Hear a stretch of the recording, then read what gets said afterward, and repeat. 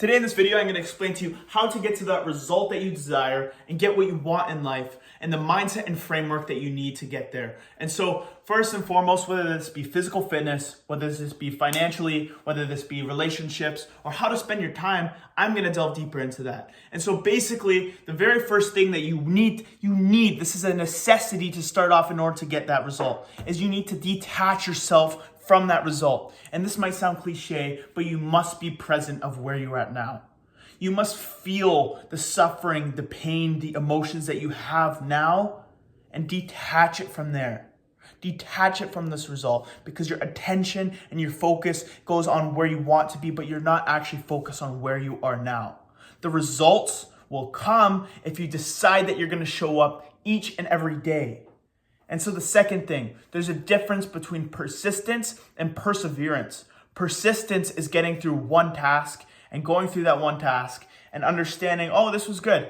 But perseverance is understanding that one task and the text after and after and after and after and showing up every single day. Perseverance turns in consistency. Perseverance will get you to that result that you desire. And so each and every day and every task that you're handed to might not be perfect. It might not be what you want, but understand that showing up is much more than sitting back and fearful of actually taking that first step or being lazy and not even having the mental capacity to actually want to get up and do something with your life. You have to step into the uncomfortable. You cannot stay comfortable. When you stay comfortable, you become satisfied with where you're at. Sure, I'm content with where I'm at now in my e-commerce journey, my physical fitness journey, and where I'm going in life, but I'm not satisfied. I'm not satisfied with where I am now. And so by staying persistent and persevering through every single task each day develops consistency. Now the third habit is having, and the third really is a habit, and it's developing a morning routine. And so personally, I wake up at 5 a.m. every day. I work at 5:30. I journal, I meditate, I cold plunge. And though that might sound a little cliche, and this video might be cliche, but it's the truth and it's what's working for me right now. It's having that self-discipline to get where you want to go in life. It's going through the suck now because you're going to embrace the suck when it comes to you. And while you develop more financial and more and more and more and more, you're going to have to do more for yourself. What and who you want to be later down the line is going to have much deeper and more severe problems than what you have now. Each day we wake up, it's not going to be a smooth road. We're going to encounter somebody who's going to call us a shitface, somebody who's going to take something from us, somebody who's going to steal, somebody who's going to cut off, but we have to learn how to endure that. We have to learn that as soon as we wake up in the day, let's start sucking. Oh, pause. Let's embrace the suck right away. I totally said that wrong. But embrace the suck right away as soon as you wake up because you are prepared and you're ready to embrace more of it throughout the day because you have already put yourself through that. And don't talk about and don't look at what I was saying before. But I don't care about your opinion, honestly. And that's what I'm going to bring into in the fourth step. Is not caring about what other people think. If the person that you're listening to does not have the results that you want in life, why are you listening to them? Why are you taking in their advice? You should be taking everything with a grain of salt unless it holds truth and unless there's something behind it. And so what I mean by that is that the lowlifes and the losers in your life are always going to have something to say. They're always going to have an opinion onto what you are doing with your life, be that good or bad. But things just are. Those people just are. They think in terms of good or bad, but you see them as just are. Do they have the result? Yes or no? No, boom. Like they're done. They're done. And a big realization that I had to have is that there's a difference between having a friend and having an associate. A friend is somebody who is going to ride the bus and ride the car with you and your highest and lows. An associate is somebody who shares similar values based off of what you are experiencing together, whether that be smoking weed, whether that be drinking, whether that be talking shit, whether that be going out and partying, whether that be in the same class with each other. You guys are experiencing something together and therefore share similar thoughts and values based off of that. But that person's going to ride the car with you. But when you get to your lowest, are they going to be there for you? If the answer is no, then cut them out. really, what point are you to have them in your life if they don't hold any value to yourself? They might hold value on smoking weed together because you guys collaboratively enjoy doing that together.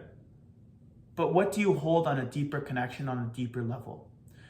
And so the fifth one that I'm going to share with you is that you must, and this is probably by far the most important one, is putting yourself in a new environment.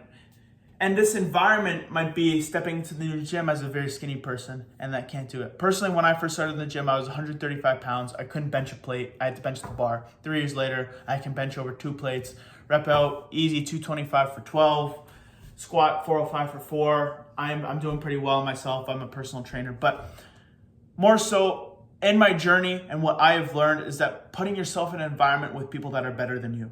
From there, you can humble yourself and understand that you are not the best in this environment and that there's always something to work towards.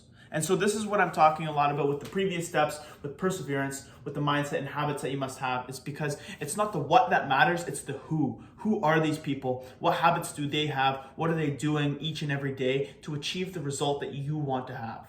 And so I've explained a little bit about myself, but I'm not perfect. I'm progressing, but I'm not perfect. These people aren't perfect either. And they're looking to progress towards that person who they think is at that next level. And so there's always somebody outworking you and there's always someone better. And so you must push forward to get that result that you want to have. I cannot say that even more. It's because you're going to wake up and you're going to see people who get in the way. You're going to see obstacles, but the obstacle is the way. You must learn how to accept these things.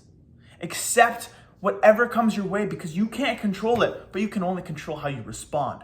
Don't allow your reactions to get in the way, but respond with dignity, respond with truthfulness and honesty and integrity, but also respond with a sense of peace and calmness within, because don't allow other people to take that from you. And so by being in an environment with other people that are better than you, not only can you be inspired, but you can also take constructive criticism from where they see your position and where they may have failed and where you don't have to actually spend the time to fail and fail and fail again to actually learn that, but you're in an environment with somebody who's already been down that road and they can tell you, oh, you need this, this, and this. They can tell you what you need to improve on and where you need to go. And so look on your life right now, see where you're at, write it down. I would recommend starting to journal, to meditate, and building up those habits, building a relationship with God, and truly seeing the possibility and the opportunity and where you can go. Because the sky is the limit, and you aim for the stars, you're going to land on the moon. You're still a lot higher than what you were before. And so the very last thing that I'm going to leave you with is it's not about what you need to do more of. It's what you need to remove. And what I mean by that is, sure, you might have a good work ethic, but what is getting in the way of you optimizing and enhancing that work ethic to get it to the next level? Sure, you might be doing pretty well, but you can always be doing better. You can always be outworking somebody. And it's about finding yourself through that process, the process of becoming the best individual that you want to be. So remove the habits, remove the friends, the associates, remove what you're spending your time on, whether that be doom scrolling or playing video games, and actually take action on what you want and where you see yourself in your life. I'll leave it at that. My name is Colby Robinson. This is the YouTube channel, The Brighter Side, and I plan on becoming something that this world has never seen before. And so I hope this provided some motivation, some inspiration on getting to where you want to be in life. And yeah, let's get it. Little pump, no pump. Alrighty, great talking to you guys.